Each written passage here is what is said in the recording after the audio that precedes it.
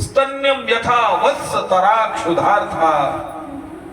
जो बच्चा दूध के अलावा कुछ नहीं पी सकता, बछड़ा, वो इंतजार करता है, रवाता है, रोता है कि मेरी माँ, मेरी कपिला गाय मैया कब आएगी और आकर के मुझे दूध कब पिलाएगी। वो पानी भी पीना नहीं जानता है दूध के अलावा। स्तन्यम यथा वत्स तराक्षुधार्था। वैसे ही मुझे आपके चरणों में आकर के तेरे चरण कमल से श्याम लिपट जाऊं रज बनके। जरूरी नहीं है कि आपको भक्ति में ही भगवान मिलते हो, भक्त परिवार में जन्म ले लो तभी भगवान मिलते हो। भगवान गीता में कहते हैं सुचीनाम श्रीमताम गेह योग भ्रष्टो विजायते। हे अर्जुन, ये मैंने माना कि जो लोग पहले जन्म में भजन पूजन पाठ करते करते भ्रष्ट हो जाते हैं, छूट जाते हैं, गिर जाते हैं, वो अगले जन्म में मैं उन्हें श्रेष्ठ घरों में, श्रीमान घरों में जन्म देता हूं ताकि आगे बढ़ सके। जैसे 10वीं कक्षा में फेल हुआ विद्यार्थी नर्सरी केजी से दोबारा नहीं पढ़ता, पुनः 10वीं में परीक्षा दे सकता है, वैसे ही वो आगे बढ़ा हुआ व्यक्ति आगे बढ़ सकता है। मैं निश्चय कहता हूं कि भगवान की भक्ति करने से केवल भक्त परिवार में पैदा होने वाला नहीं, राक्षस परिवार में भी, राक्षस वृत्ति में रहने वाला भी, राक्षस खाना खाने वाला भी अगर भक्ति सच्ची है और प्रभु को अपना मानता है तो वो भी भगवान को प्राप्त कर सकता है, भक्ति को प्राप्त कर सकता है, वो भी ईश्वरीय शक्ति को प्राप्त कर सकता है। लेकिन लक्ष्य परमात्मा होना चाहिए। प्यार से बोलो गोविंद भगवान की जय। घबरा गया इंद्र। इंद्र ने कहा ओहो, इतना बड़ा विद्वान, इतना बड़ा तपस्वी महात्मा राक्षस कुल में, भगवान को इतना चाहने वाला कि विरहाई आकांक्षी, मैं मर करके तुम्हारे चरणों में लिपट जाना चाहता हूं, हे नारायण मुझे बुला लो। इंद्र ने वज्र फेंक दिया, माला उठा ली और माला पहनाने के लिए वृत्रासुर को गया। बोले इंद्र का राज तुम करो, तुम इतने बड़े धर्मात्मा, मैं तो हूं ही नहीं, मैं तो चोला पहने घूम रहा हूं। प्यार से बोलो राधे राधे। गृहस्थियों में भी धर्मात्मा और दानदाता पुण्यात्मा होते हैं, बल्कि उनमें ही ज्यादा होते हैं। गृहस्थ धर्म संसार में सबसे बड़ा कहा गया है। 7वें स्कंद में लिखा हुआ है, 20, 22 आगे 18 से लेकर के 17 अध्याय से लेकर। यथा नदी नदा सर्वे सागरे यान्ति संश्रिता तथैवा श्रवणा सर्वे गृहस्थे यान्ति संश्रिता। ध्रुव उपाख्यान में 2-1 श्लोक कम बोला था तो 10 कमेंट आए थे मेरे पास, बोले श्लोक नहीं बोल रहे आजकल, आपने बंद कर दिया श्लोक बोलना। अरे भागवत जी तो श्लोकों में लिखी है। गृहस्थ की प्रशंसा कर रहे हैं इंद्र। पता है क्या बोले? जैसे नदी नाले सब बह बह करके बड़े नाले नदी में जाते हैं और बड़ी नदी सागर में मिलती है, वैसे ही संसार की जितनी भी पूर्ति और आपूर्ति है वो केवल और केवल गृहस्थ करता है, और उस गृहस्थ में भी सदगृहस्थ करता है।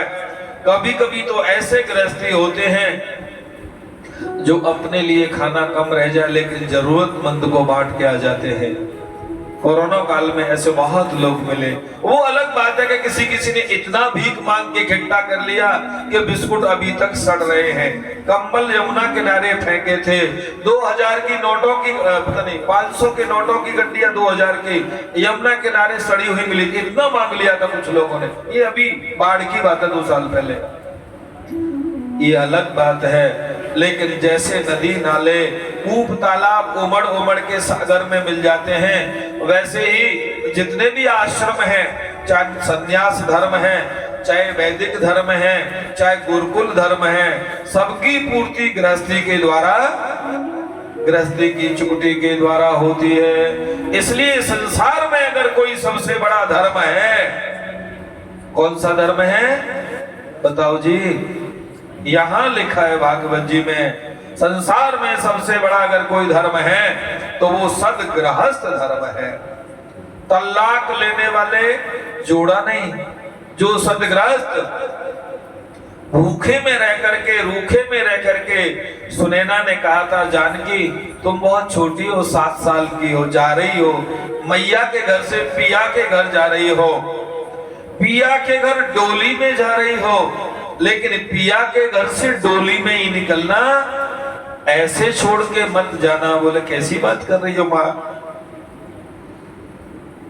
दूसरा उन्होंने उपदेश दिया कि पति रुख लख अनुसरहि। जानकी आपको जो भी व्यवहार करना है अपने जीवन में, वो पति की स्थिति परिस्थिति और रुख लग करके करना है।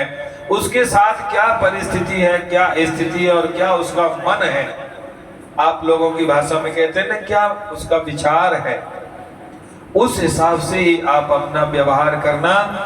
माता पिता की गोद की तरह वहां जिद और हठ मत करना, उसे सदगृहस्थ कहा गया है। जिन घरों में मालूम नहीं पड़ती कितने लोग रहते हैं, हा हुल्ला फालतू नहीं होता, झगड़ा नहीं होता, वह सदगृहस्थ की पहचान है। वहां दत्तात्रेय महाराज सिद्ध योगी शाम के समय में आकर के कुछ देर विश्राम करते हैं। जिस घर के दरवाजे पर दीपक जलता है, तुलसी होती है, हवन यज्ञ की खुशबू आती है, वहां योगी लोग थोड़ी देर ठहरते हैं। इसे सदगृहस्थ का लक्षण कहा गया है। सदगृहस्थ बड़े भाग्य से मिलता है। सदगृहस्थी लोग सुख गृहस्थी में बड़े संस्कारों से और माता पिता के पुण्य की कमाई से प्राप्त होता है। जिन माता पिताओं ने जबरन बेईमानी का धन इकट्ठा किया होगा, कभी सोचना भी नहीं कि उस घर में, उस गृहस्थी में शांति बनेगी, शांति रहेगी। आइए, वृत्रासुर की ऐसी वृद्धि को देख करके इंद्र ने माला निकाल करके और वृत्रासुर को पहनाने लगे, वज्र फेंक दिया, शरणागति होने को तैयार हो गए। वृत्रासुर बोला पीछे हट, तू मेरा शत्रु है, मेरा तेरा युद्ध हो रहा है, मैं तुझे मार डालूंगा, छोड़ूंगा नहीं। भगवान का भजन करना ये व्यक्तिगत मेरी विषय है। भगवान को मैं कैसे निवेदन करूं, भगवान को मैं किस प्रकार से भजूं, मुझे मेरे गुरु ने जो सिखाया है, मेरे धर्म ने, मेरे शास्त्र ने जो सिखाया है, वो मेरा धर्म है, उसे मैं करूंगा। लेकिन तू मेरा शत्रु है, मैं तुझे जिंदा नहीं छोड़ूंगा। तू अपना वज्र उठा, मेरे साथ युद्ध कर, मैं तेरी माला वाला पहनने और बहकावे में आने वाला नहीं हूं। चूंकि मैंने नहीं कहा, वृत्रासुर कह रहा है जरूरी नहीं है कि ऊपर बढ़िया चोला पहनने वाला व्यक्ति का मन सुथरा हो, बढ़िया हो। हरियाणा में सोनीपत के आगे गन्नौर से पहले एक माता का आश्रम है, इधर से जाएंगे तो सीधे हाथ पे। अनिल जी ने उसका गांव का नाम भी बताया था, अभी तो भूल गया मैं।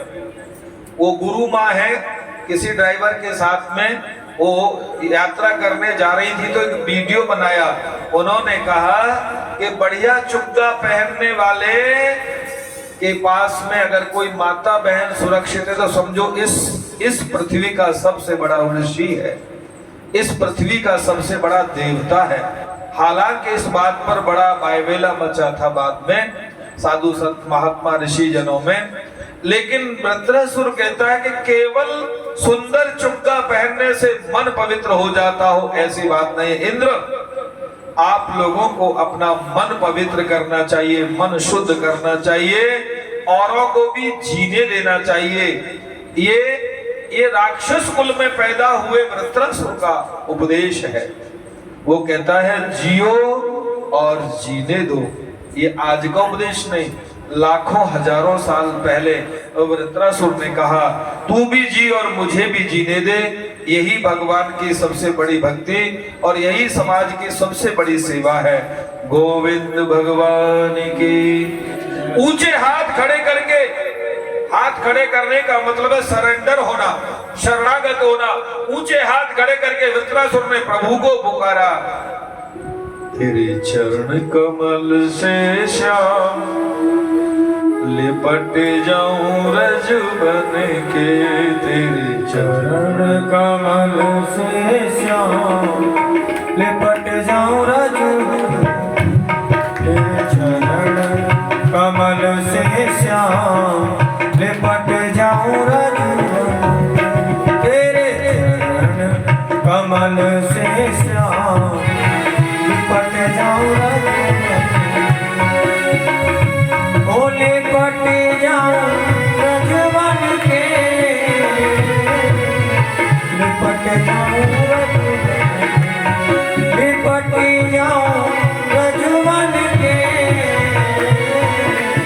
लिपट जाऊं रज, तेरे चरण कमल से लिपट जाऊं रज, तेरे चरण कमल से लिपट जाऊं रज।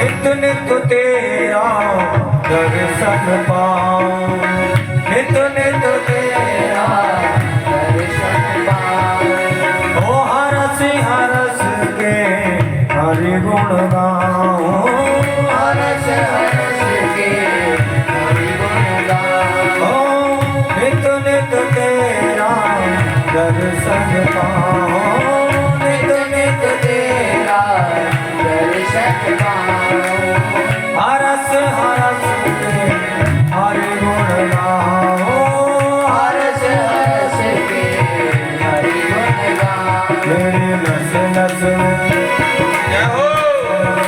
रस जाऊं श्याम, बरस जाऊं रस बन, तेरे नस नस में बस ये जाऊं श्याम, बरस जाऊं रस बन, तेरे चरण कमल मैं श्याम लिपट जाऊं रज बन के, तेरे चरण कमल में श्याम लिपट जाऊं रज बन के। भगवान बट जाऊं राज बन के, लिपट जाऊं राज बन के, लिपट जाऊं राज बन के, लिपट जाऊं राज बन के, तेरे चरण कमल में श्याम लिपट जाऊं, हरि बोल, सभी लोग बोलिए, कमल से श्याम लिपट जाऊं रज बन के,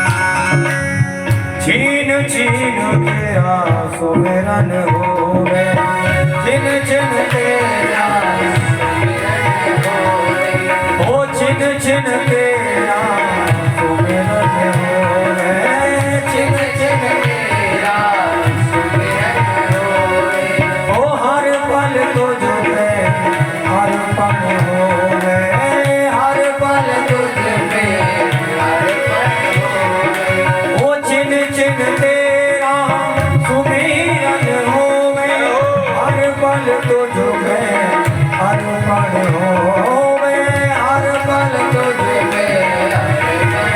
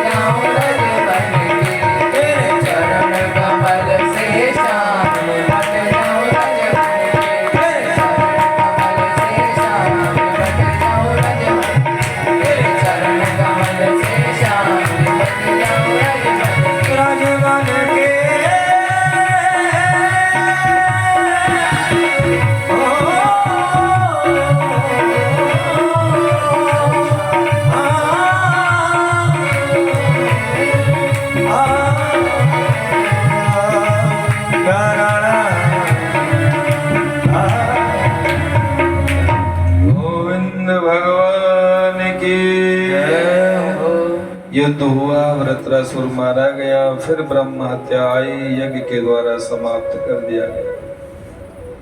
किसी भी प्रकार से किसी को भी आप अगर नष्ट करते हैं, समाप्त करते हैं, जिस शरीर ने आपको पैदा किया, पाला पोसा, अगर उसको नष्ट करते हैं उसका भी पाप लगता है। उसे जलाते हैं उसका भी पाप लगता है।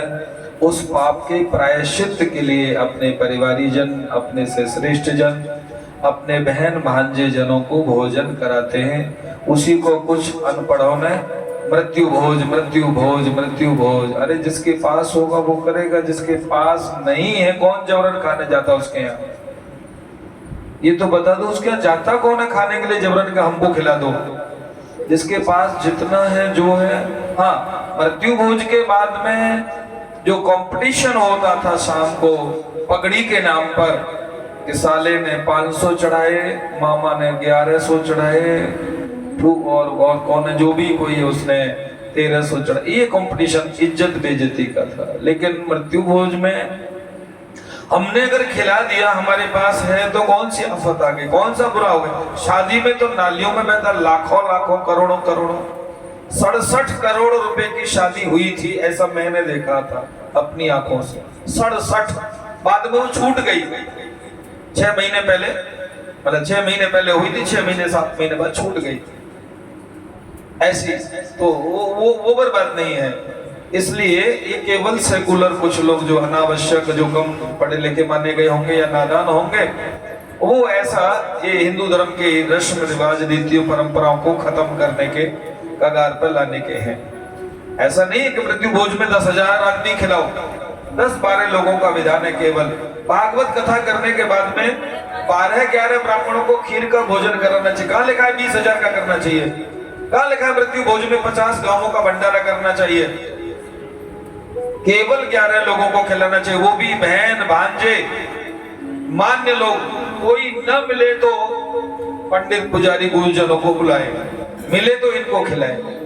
तो ये परंपराएं और हिंदुत्व को कमजोर करने की बात है। प्यार से बोलो गोविंद भगवान की जय जय श्री राम। वो प्रायश्चित के लिए जरूर ऐसा करना चाहिए। आइए, ये वृत्रासुर पहले जन्म में चित्रकेतु को कोई संतान नहीं थी, और नारद जी का शाप, और इस तरह से ये राक्षस हो गया। दिति और अदिति 2 माँ हैं कश्यप जी की पत्नियां। दिति के दैत्य हुए और अदिति के आदित्य आदि देवता हुए। राजीव, पंखा भी जब भी चलेगा जब मैं कहूंगा जी। भागवत जी में सर्वदर्शन नाम का शब्द 6 बार आया है। सर्वदर्शन, और जहां पर किसी महिला का चित्रण है वहां पर कंदुकेन लीलया, इस पूरी पृथ्वी के वातावरण को माया के द्वारा चलाया जा रहा है। वो भगवान की माया है। भगवान की माया से ही पूरी पृथ्वी का चरित्र चित्रण चल रहा है। इसलिए माया की चाखी चल रही रे, मन पिस मत जइयो भैया। माया से थोड़ा सा सावधान, बच करके अपने आप को आगे रखना और आगे बढ़ाना, लक्ष्य तक पहुंचाना।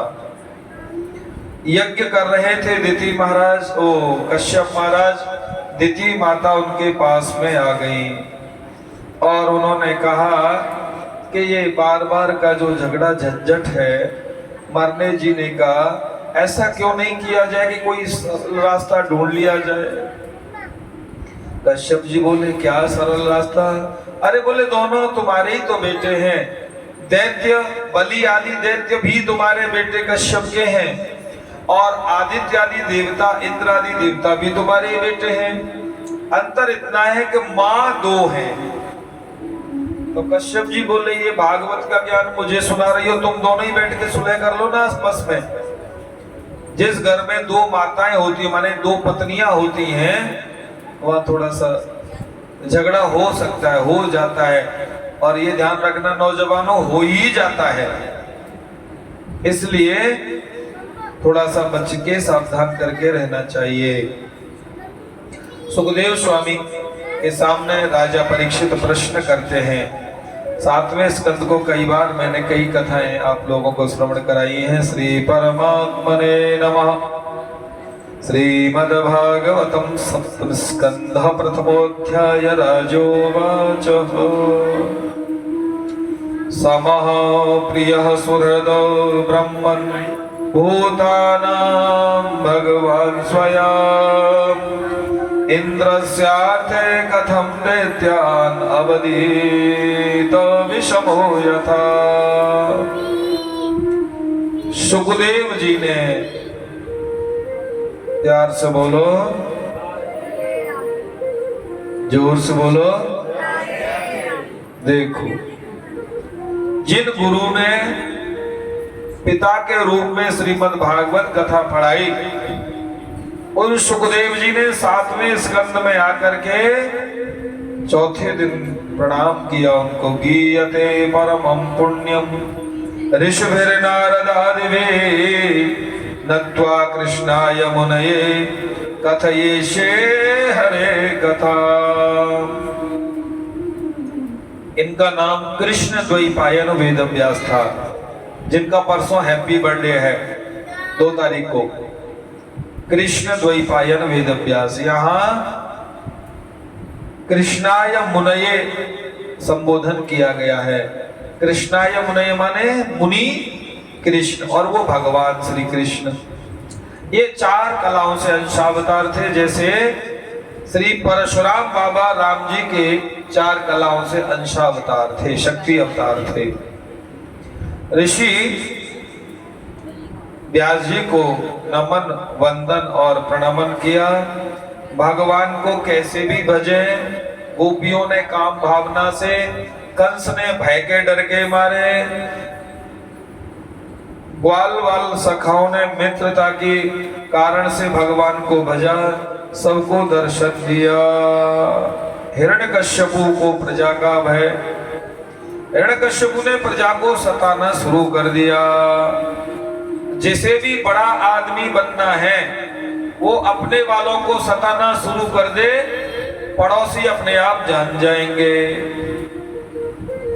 भारत तेरे टुकड़े होंगे इंशाअल्लाह बोलते थे ना, वो अब डिबेट में आने लगे हैं, क्योंकि बुरे लोग उन्हें सपोर्ट करने लगेंगे।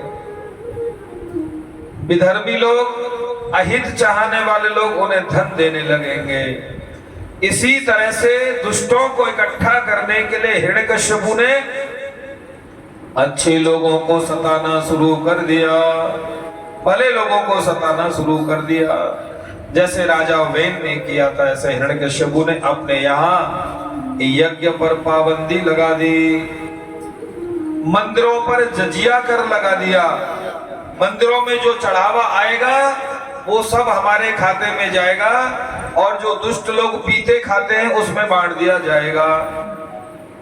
मंदिरों पर तो अभी भी लगाया। 4.5 लाख से ज्यादा मंदिर सरकार के कब्जे में है, जिनको पैसा लेकर के, पैसे को इकट्ठा करके विधर्मों में लगाया जाता है, अन्य लोगों के विकास में लगाया जाता है। धार्मिक उन्माद फैलाने वाले मजबहों में भी बांट दिया जाता है, ऐसा लोग कहते हैं। मेरे पास कोई कानूनी अधिकार नहीं है, इस तरह का न कोई वक्तव्य है, ऐसा लोग कहते हैं। लेकिन हिरण्यकश्यपु ने ऐसा किया, यहां लिखा है। हिरण्यकश्यपु ने धर्म कर्म करने वाले अच्छे लोगों पर, चाहे वो कोई भी जाति बिरादरी का हो, कोई भी क्षेत्र में रहने वाला हो, सब पर उन्होंने प्रतिबंध लगा दिया। भगवान का नाम कोई नहीं लेगा, आज के बाद में जो भी राम का नाम लेगा मार दिया जाएगा। आज से संसार का भगवान हिरण्यकश्यपु है, ऐसा उन्होंने चारों तरफ कहलवा दिया। एक कुम्हारी माता थी जो ये मिट्टी के बर्तन बनाते हैं, आबा लगा रही थी। उनका बेटा प्रहलाद वहां से जा रहा था। प्रहलाद के जन्म के समय इंद्र उन्हें अपहरण करके ले जा रहा था।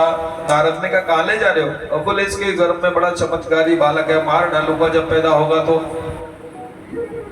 नारद जी ने कहा पगला गए हो इंद्र, अरे इसके गर्भ में तो मेरी कथा सुनने वाला और भक्त प्रहलाद पैदा होगा। भक्त प्रहलाद नारद जी की कथा गर्भ में श्रवण किया था, भक्ति श्रवण किया था। इसलिए गर्भवती माताओं को हमेशा माता पिता गुरु गोविंद की सेवा करते हुए भगवत भक्ति की चर्चाएं श्रवण करना चाहिए। अगर वो 24 में से 28 घंटे व्हाट्सएप में बिजी रहेंगी तो बालक भक्त होगा, गारंटी नहीं है। गर्भस्थ शिशु पर भी फर्क पड़ता है, एक्सरा की किरणों का, टेलीफोन की किरणों का, व्यक्ति के माने माता के द्वारा किए हुए आचरणों का। इसलिए उस गर्भवती माता को गर्भ पालन करना कोई सहज काम नहीं है, मजाक काम नहीं, बहुत कठिन काम है। तो नारद जी ने उन्हें सुनाया, बालक में गर्भ में भक्त हुए, कुमारी माता के पास आकर के कहा, माँ क्यों रो रही हो? ये झांझ मजीरा राम राम राम, पता नहीं जेल चली जाओगी, मार दी जाओगी। कुमारी ने कहा क्यों? अरे बोले मेरे पिता का शासन है, वो पिता बड़ा दुष्ट है, वो कभी किसी को राम राम नहीं जपने देता है, इसलिए आप राम राम मत जपो। आप तो हिरण्यकश्यपु को। उस माता ने कहा, प्रहलाद तुम्हारे पिता हिरण्यकश्यपु के नाम में इतना दम नहीं कि वो मेरे हवा में फंसे हुए बिल्ली के बच्चों को अग्नि में जिंदा बचा दे। प्रहलाद बोले तो क्या भगवान राम के नाम? हाँ, राम न कहे कहाँ लगे नाम बड़ाई, कहे कहाँ लगे नाम बड़ाई, कहे कहाँ लगे नाम बड़ाई, कहे कहाँ लगे नाम बड़ाई। राम न सकहे नाम गुण गाई, राम न सकहे राम गुण गाई, राम न सकहे नाम गुण गाई, राम न सकहे। राम गुण गाई। जिन राम के नाम लेने से नल नील के हाथों से पत्थर तर जाते हैं, मैं उन राम के नाम का गुण कहां तक गाऊं प्रहलाद? उनके नाम में तो इतना सामर्थ्य है कि संसार सागर से भी और भव सागर से भी वो पार करा देते हैं। वो नारायण मेरे बिल्ली के बच्चों को आग में आकर के जरूर रक्षा करेंगे। प्रहलाद बोला, अगर बच गए तो अम्मा मैं भी तुम्हारा चेला हो जाऊंगा, और अगर जल गए तो कल पिताजी तुम्हें सूली पर चढ़ा देंगे, मार डालेंगे। अब तो उस दादी माँ की और धड़कन बढ़ गई, अपने परमात्मा से डोर लगाई, बोले जिसे मारने वाला, जिसे प्रभु रक्षा करते हैं उसे मारने वाला जगत में कोई होता नहीं है, मैंने देखा नहीं है। हे स्वामी, आप मेरे इन बच्चों की, मेरी और हिंदू धर्म की लाज, हिंदू धर्म की लाज आपके हाथ में है। नहीं तो इस अवैष्णव ने, इस राक्षस ने तो पूरे जगत में हाहाकार मचा रखा है। प्रहलाद के सामने अगले दिन पढ़ने जाते समय प्रातः काल की वेला में झीमी झीमी बारिश जैसे आज मौसम हो रहा है, खोला, जिस घड़े में बच्चे रह गए थे गलती से, उसमें कूड़ा कपड़ा भरा और अंदर डल, छोटे छोटे बच्चे थे, ध्यान नहीं रहा। आकर के मैंने पूछा कहाँ है वो? बोले वो तो अंदर रख दिया हमने। अरे तो गजब हो गया, तो बच्चे मर जाएंगे और खोलेंगे तो धन नाश हो जाएगा। अगले दिन निकल करके भागे, पूरा का पूरा घड़ा कच्चा था, सुरक्षित था। प्रहलाद की जो भी अज्ञान की सीढ़ी थी, जो भी पापाचार का धन खाया था, जो भी पापाचार का अन्न खा करके खून पैदा हुआ था, दीपो भक्षते ध्वांतम कज्जलम प्रसूयते यथा यदन्नम भक्षते जायते तादृशी मति। अंधेरा होता है तो दीपक जलाते हैं, दीपक जलाते हैं तो काजल पैदा होता है, काजल पैदा होता है, वैसे ही हमें भूख लगती है, व्यक्ति को भूख लगती है तो उसमें भोजन खिलाता है। भोजन खाने से रस बनता है, रक्त बनता है, मांस बनता है, मज्जा बनता है, मांसपेशियों की पुष्टि होती है और उसी से मन की पुष्टि होती है। इसलिए यदन्नम भक्षते जायते तादृशी मति। जैसो खाएंगे अन्न और वैसा रहेगा मन, वैसी ही वृत्ति हो जाएगी। इस माता ने पुराने जमाने में चाहे काम कितना भी करना पड़े, गरीबी कितना भी झेलनी पड़े, लेकिन कोई भक्षा भक्ष नहीं खाते थे, शुद्ध खाते थे, पवित्र खाते थे, अपना कमाया हुआ खाते थे, बेईमानी का नहीं खाते थे। पुराने जमाने के लोग बहुत शुद्ध, पवित्र और पूजनीय, आदरणीय और मेरे तो इसलिए वंदनीय हैं कि हमको कम से कम उन्होंने हिंदू बनाए रखा। हजारों साल का उन पूर्वजों ने दंश झेला, सिर कटा दिए, कलम करा दिए, सिर को फाड़ फाड़ के, काट काट के, अत्याचार कर करके उन विधर्मियों ने उनको हिंदू धर्म से विचलित नहीं कर सके। उन पूर्वजों का, उन पितरों का मैं तो अमावस्या और पर्वों पर जब तर्पण करने जाता हूं तो उन सबको तर्पण करता हूं जिनका हमारे ऊपर, हिंदुओं के ऊपर एहसान है, जिन्होंने हमें हिंदू बनाए रखा, उन सब का हमें तर्पण और कृतज्ञ होना चाहिए। तर्पण और पुण्य तिथि का मतलब होता है कृतज्ञता ज्ञापन करना। आज के युग में कोई किसी के लिए जरा सी मीठी बात बोल देता है तो सामने वाला कहता है थैंक यू, धन्यवाद। धन्यवाद भी कृतज्ञता ज्ञापन करना ही है कि मैं आपसे एहसानमंद हूं, आपको धन्यवाद देता हूं। लेकिन उनका एहसान कभी चुकाया नहीं जा सकता जिन्होंने हमें अभी तक और आज तक और अद्यतन हमें शास्त्र पुराण दिए, प्रमाण दिए और हिंदुत्व दिया और भगवान नाम दिया। उनका हम कृतज्ञता ज्ञापित करते हैं। उनके नाम का शाम को हम सबको दीपक जलाना चाहिए, उन सब के नाम का। उनमें हमारे पूर्वज पितर भी हैं, हमारे दादा परदादा पुरखे भी हैं। प्रहलाद ने जैसे ही देखा कि सामने बिल्ली के बच्चे निकले, प्रहलाद का अज्ञान दूर हो गया और नारायण नाम की ध्वनि जो नारद जी से सुनी थी गाने लगे, श्रीमन नारायण नारायण नारायण, श्रीमन नारायण नारायण नारायण, श्रीमन नारायण नारायण नारायण, भजमन नारायण नारायण नारायण, भजमन नारायण नारायण नारायण, नारायण नारायण नारायण, लक्ष्मी नारायण नारायण नारायण, लक्ष्मी नारायण नारायण नारायण, लक्ष्मी नारायण नारायण नारायण, लक्ष्मी नारायण नारायण नारायण, लक्ष्मी नारायण नारायण नारायण, श्रीमन नारायण नारायण नारायण, श्रीमन नारायण नारायण नारायण। प्रहलाद पिता के सामने आकर के खड़े हो गए और प्रहलाद ने कहा, माताएं गाती थी, प्रहलाद कहे पिता से, पिता तुमने राम नहीं जाने। कहे प्रहलाद राजा से, पिता तुमने राम को नहीं जाना, नारायण को नहीं जाना, तुमने सच्चे परमात्मा को नाम झुटला करके अपना नाम परमात्मा के रूप में लोगों को बताया, लोगों को सताया।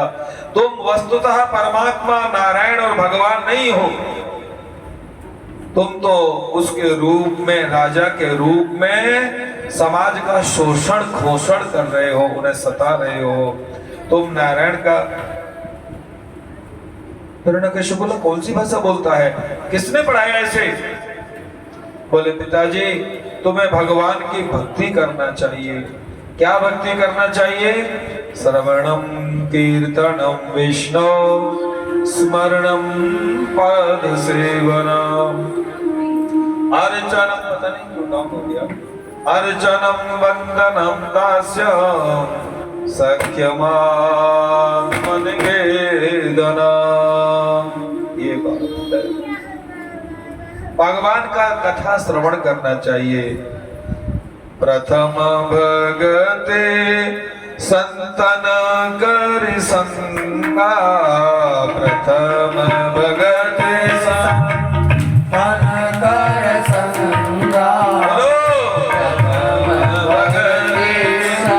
बोलो जी, कर सेवा, दूसर रति मम कथा प्रसंगा, दूसर रति मम कथा प्रसंगा। पिताजी, सबसे पहली भक्ति है संतों की संगति करो, उनकी सुनो। दूसरी भक्ति है मेरी कथा सुनो, भगवान की कथा सुनो। तीसरी भक्ति है कीर्तन करो, जितना समय मिले हाथ की ताली बजा के। दरिद्र भागेगा, बीमारी भाग जाएगी। श्रवणम कीर्तनम विष्णु स्मरणम, कोई समय मिले तो भगवान की याद किया करो। एक 40 साल का आदमी विपदाहरण आश्रम के फाटक को पकड़ के रो रहा था। सन 92 की बात है। मैंने उसी को देखा और ज्यादा को नहीं देखा, इतने बड़े आदमी को। तो मैंने, झगड़जीत नाम था उसका, मैंने कहा झगड़जीत चौधरी काहे को? बोले घर वालों की याद आ रही बहुत जोर से। मैं और मेरे साथ एक लड़का था, विद्यार्थी था उस समय, नाम तो क्या बताना, उसने भी एक विद्यालय बना लिया उधर परिक्रमा में। वो मेरे पास 9 वर्ष पढ़ा था। तो बोला वो झगड़जीत जी किसकी याद आ रही? तो तेरी भाभी की याद आ रही बड़ी जोर जोर से। तो वो हंस के बोला, स्वामी जी विजय हरिहरन जी बोले, वो उसी भाभी की याद आ रही जिसने तेरे को जूते से पीट पीट के भगाया। प्यार से बोलो राधे राधे। ये सत्य दुर्घटना है 93-94 के आसपास की सत्य दुर्घटना। उसी भाभी की याद आ रही है जिसने तेरे को दय दनादन बजाया और भगा दिया, घर से निकाल दिया। बोले हाँ, उसी की बहुत याद आ रही, बच्चों की बहुत याद आ रही है।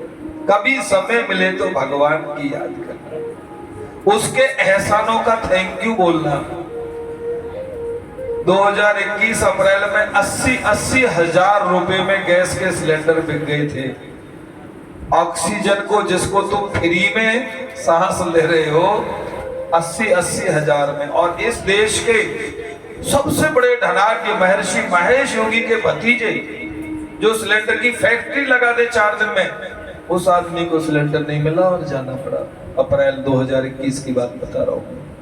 वो ऑक्सीजन हम ऐसे ही बहा रहे हैं, जिस पानी को वैसे ही नाली में बहा रहे हैं, वो पानी कहीं कहीं बूंद बूंद पीने के लिए नहीं, रेगिस्तान में।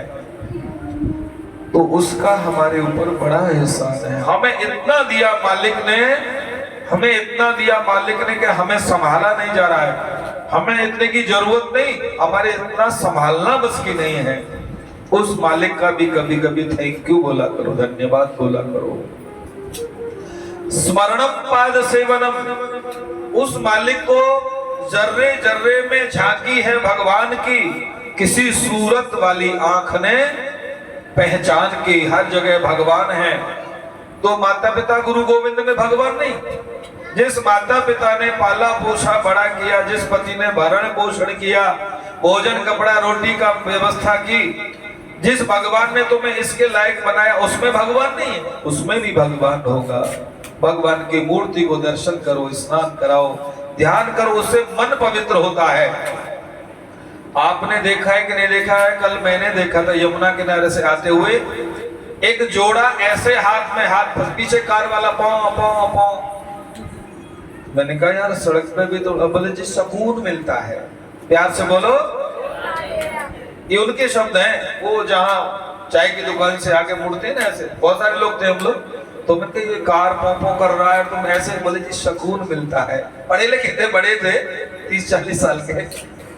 तो भगवान की सेवा करने से सुकून नहीं मिलता होगा? भगवान नवाओ धोवाओ, बढ़िया बढ़िया बादाम का हलवा बना के भोग लगा के खुद ही खा जाओ, किसी को बांटो नहीं, उससे भी तो सुकून मिलेगा। देखो तो सही करके। अर्चनम बंदनम दास्यम, कभी कभी गुलाब के फूल पंखुड़ी भगवान को अर्चन करो, ओम क्लीम कृष्णाय स्वाहा बोल के। इस भारत वर्ष में सबसे ऊंची एक सीट होती है वित्त मंत्री के बाद में प्रिंसिपल चीफ कमिश्नर, उसने 42 दिन यहाँ अभिषेक किया तो बोले बहुत सुकून मिलता है मेरे को अर्चन करने के। इन गोपाल जी का, शालिग्राम जी का, वो पीछे कैमरा लेके खड़े रहते थे, सारे ऑफिसर ऐसे से गिरते थे वहां से, तो सुकून मिलता है, माने तसल्ली मिलती है, आराम मिलता, आनंद मिलता, खुशी मिलती, सुख मिलता है। ओ अच्छे काम में भी सुख लेके देखो।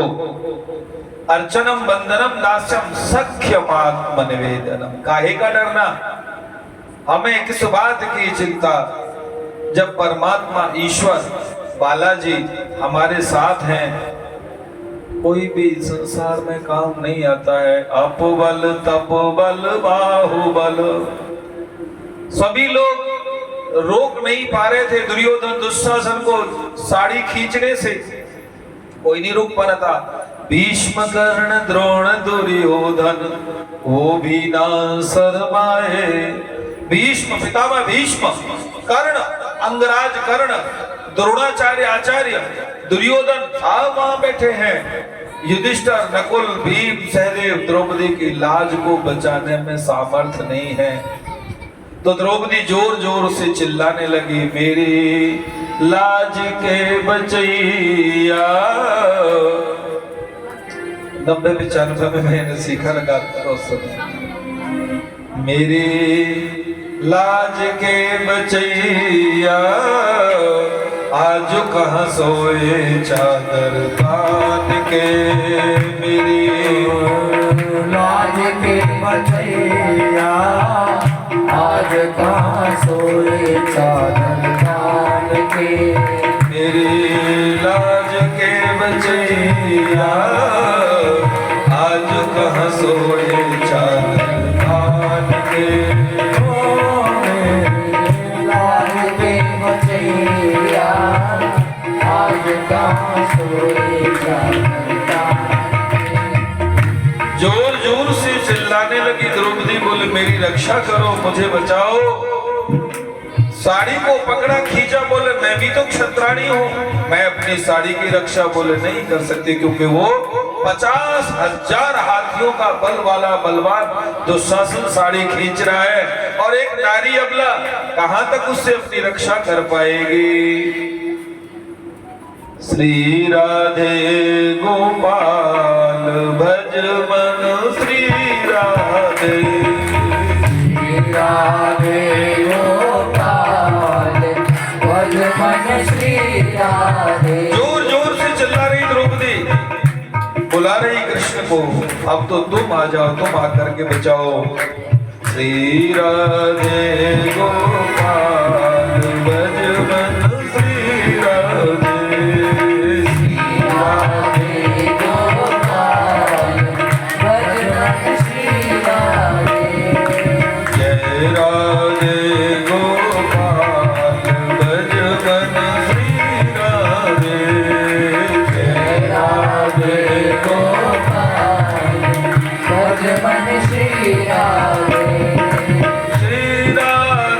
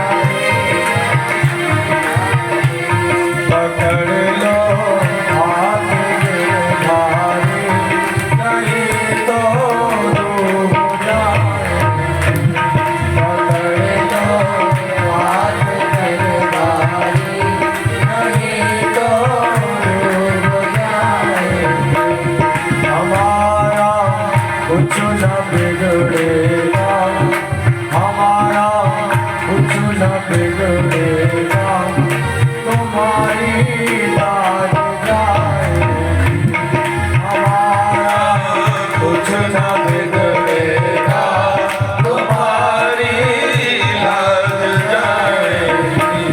पकड़ लो हाथ गिरधारी, नहीं तो डूब जाएंगे, पकड़ लो हाथ गिरधारी, नहीं तो डूब जाएंगे।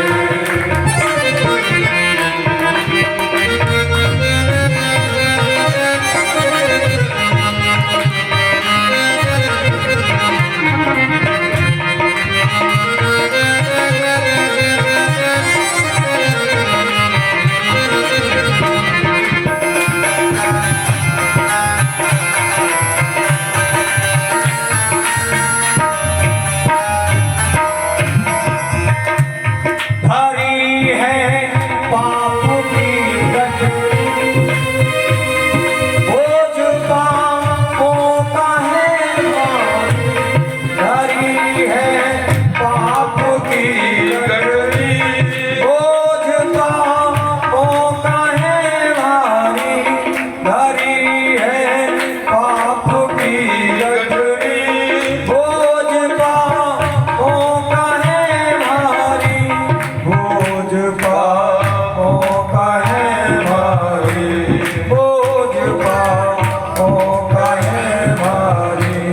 बसी मझधार में नैया, बसी मझधार में नैया, इसे कैसे जाएंगे, पकड़ लो हाथ गिरधारी, नहीं तो डूब जाएंगे, हमारा कुछ न बिगड़ेगा, हमारा कुछ न